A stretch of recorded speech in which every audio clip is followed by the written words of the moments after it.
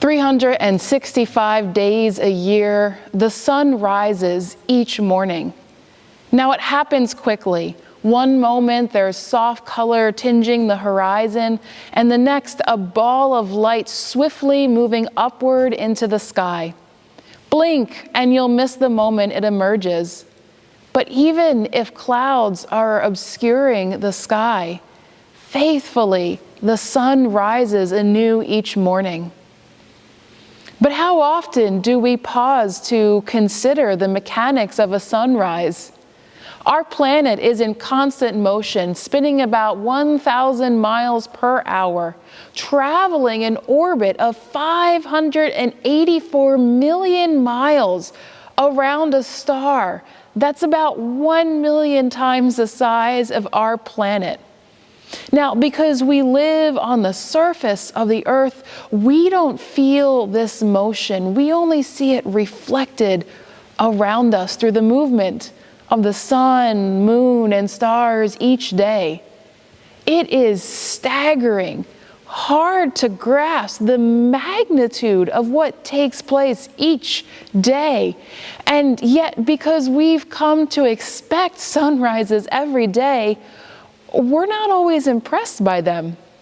More often than not, we sleep right through them, hitting the snooze button if we can for a few extra minutes. If we're awake, it becomes a background to our morning routine, perhaps something that we happen to catch a glance of. But that doesn't make sunrises any less awesome or miraculous. Now, today is perhaps one day of the year where we make an intentional effort to see and marvel at the sunrise for its connection to the Easter story. The women go out to the tomb as the sun rises to be met with a miracle far greater than they can comprehend. Although in some ways, this Easter story is as familiar to us as the sunrise. We know the basic elements of the story. They go out, they discover an empty tomb, they find out that Christ is risen. Every year we tell the story, and this story doesn't change, and our expectations probably don't change as much as well. We anticipate greeting Easter Day the same way every year. We have our familiar traditions and rhythms and ideas of what the day is going to look like. But much like the sunrise, Easter's familiarity and tradition doesn't make it any less awesome or miraculous. The Gospel of Mark tells the Easter story in a straightforward way. There aren't any extra frills or details in his telling of the resurrection, and if you read closely, there's not a whole lot of joy to this Easter morning. If we think of Easter as all joy and bright flowers and fanfare, Mark's gospel is almost the opposite. This was a day and a time of deep grief for those who were closest to Jesus. When he died a few days prior, they had to rush to get him into an empty tomb with no time to properly mourn or give burial rites. I mean, think of the times when you've been grieving someone close to you. Those days between their death and the funeral is this liminal space, full of mixed emotions and a weariness that hangs over you. There's no closure yet, and each new morning is a fresh reminder of the pain of the loss, that what happened is actually real. When you wake up in a space like that, it's hard to imagine how you're going to face the day, let alone what the day is going to hold. The women are in such liminal space as they come to the tomb early that morning. The horror of watching Jesus die on Friday is still real. And perhaps coming with these spices to anoint him is a way for them to seek closure. But the terror of what happened a few days ago is only deepened when they come to the tomb to find the stone removed and the body missing. Instead, they find this strange young man with an almost unbelievable story. We have to try and let go of our familiarity with the Easter story to remember that this sight would have been unrecognizable to them. Sure, there was hope of resurrection, but that was something that their tradition said took place at the end of days, not this day, not coming to find no body, no chance for closure, and Jesus himself isn't even there. I imagine that this wasn't comforting for the women because they didn't understand what was going on. Instead, Mark tells us that they run away terrified, unable to share what they saw. How many of us in their shoes would do the same? Resurrection, when you think about it, doesn't line up with what we see and experience in this world. Every now and then somebody will claim that, they've seen Elvis alive and well in some roadside diner, but that's about it, always with a chuckle and smirk. The idea sounds good. It really does, especially in a world marked by so much tragedy, loss, and pain. We ourselves know sorrow. After this past year, after the latest mass shooting, we know death and the pain that it brings, the grief that it brings.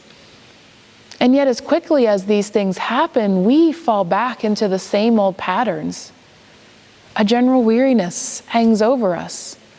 There are still those piles of dirty dishes and unmade beds, endless maintenance and upkeep to try and manage, wondering perhaps if what we have is going to be enough to get us through to the next break, to the next paycheck, or to the next meal.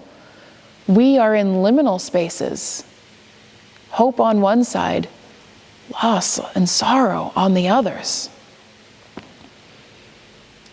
The women were scared and afraid at the tomb. And yet somehow they were amazed. It didn't make sense. If what the young man said was true, it would change everything.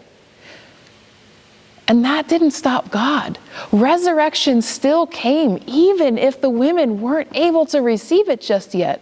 Now, maybe Mark doesn't have all the fanfare and thrill of the other Gospels, but Mark reminds us that things can be scary and difficult, that we can be grieving and mourning, and yet things can also be okay and hopeful at the same time.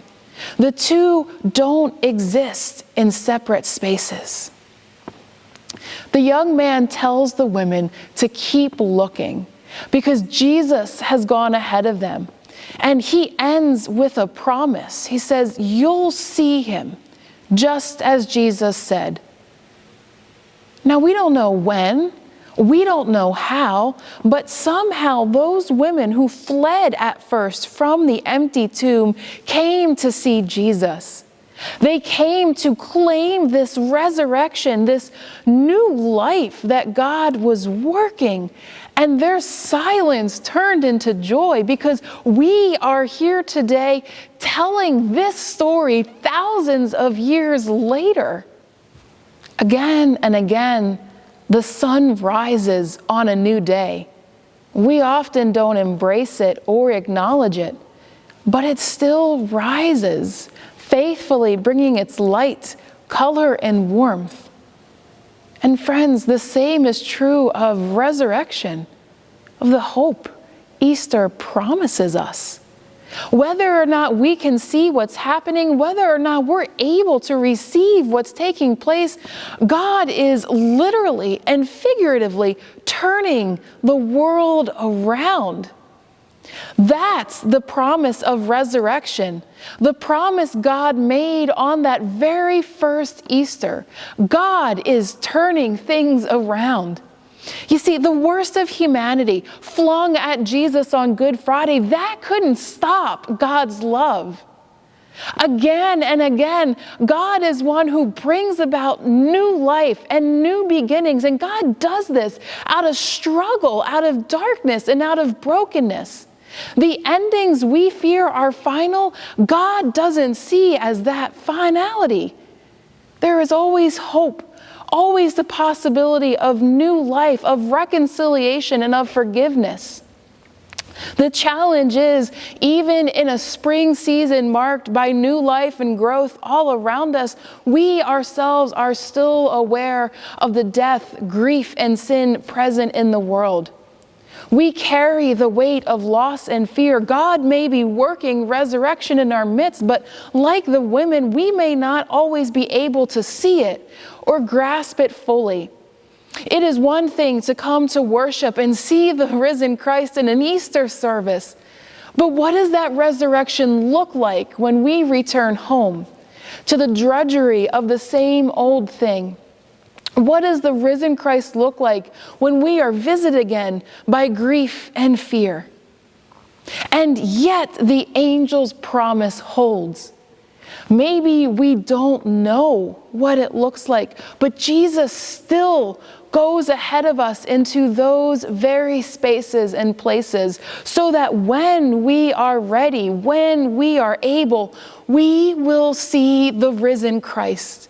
We will see this newness. We will see God working renewal. That's the invitation that jumps out at us from this story, especially after the year we have gone through. Easter happened long ago, and God made a promise that day. And Jesus is still going out ahead of us.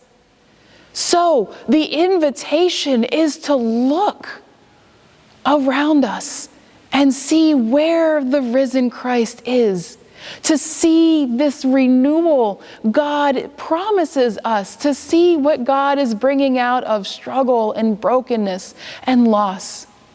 Friends, where are you seeing glimpses of renewal? Where are you seeing signs of new life, of possibility, of the chance that things can be different? Friends, Easter hope is dawning. The truth of the sunrise is that the sun is always there, steady and ongoing. It is we who are always moving towards it, always turning towards it again and again and again. Preacher Barbara Brown Taylor tells of an experience she had watching fireworks in a crowd on the 4th of July. In front of her was a little girl sitting on her father's shoulders. Every time there was a new explosion in the sky, as the color and light streaked out across the darkness, the little girl reached her hand right towards it, trying to curl her fingers around the light. She did this over and over again, so that all of Barbara's memories of those vastly different fireworks had the same small, dark hand in them, reaching for the sky. She goes on to write, as far as I know, she never caught a single spark, but neither did she ever stop trying. Friends, we never stop looking. Never stop reaching for, never stop hoping for resurrection. Easter will come to us again and again, and sometimes, like the sunrise that takes your breath away, the awesomeness and wonder of God's new life will change our world. That is the wonder, the mystery, the promise of Easter. Renewal is all around us. God is working in our midst. May we always reach out with hope for that resurrection power. Thanks be to God. Amen Amen.